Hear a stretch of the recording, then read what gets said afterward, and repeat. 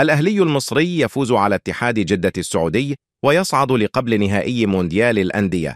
تأهل الأهلي المصري إلى الدور قبل النهائي ببطولة كأس العالم للأندية لكرة القدم عقب فوزه على اتحاد جدة 3-1 خلال المباراة التي جمعتهما اليوم الجمعة في الدور الثاني من البطولة. وأنهى الأهلي الشوط الأول متقدما بهدف نظيف أحرزه التونسي علي معلول في الدقيقة 21 من ركلة جزاء. وأهدر كريم بنزيما فرصة تسجيل هدف التعادل لاتحاد جدة خلال هذا الشوط عندما سدد ركلة جزاء في الدقيقة الأخيرة من هذا الشوط، ولكن محمد الشناوي حارس الأهلي تصدى لها. وفي الشوط الثاني سجل حسين الشحات الهدف الثاني للأهلي في الدقيقة 59، ثم أضاف إمام عاشور الهدف الثالث في الدقيقة 62. وفي الدقيقة الأخيرة من هذا الشوط تلقى أنتوني موديست لاعب الأهلي البطاقة الحمراء، وبعدها بدقيقتين سجل كريم بنزيما هدف حفظ ماء الوجه لاتحاد جدة. بهذا الفوز ضرب الأهلي موعدا مع فريق فلومينينسي بطل كوبا ليبرتادوريس في الدور قبل النهائي والمقرر إقامتها يوم الاثنين المقبل.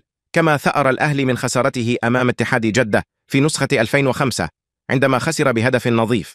ويشارك الأهلي في مونديال الأندية بصفته بطل أفريقيا، فيما يشارك اتحاد جدة في البطولة بصفته بطل الدوري السعودي مستضيف البطولة.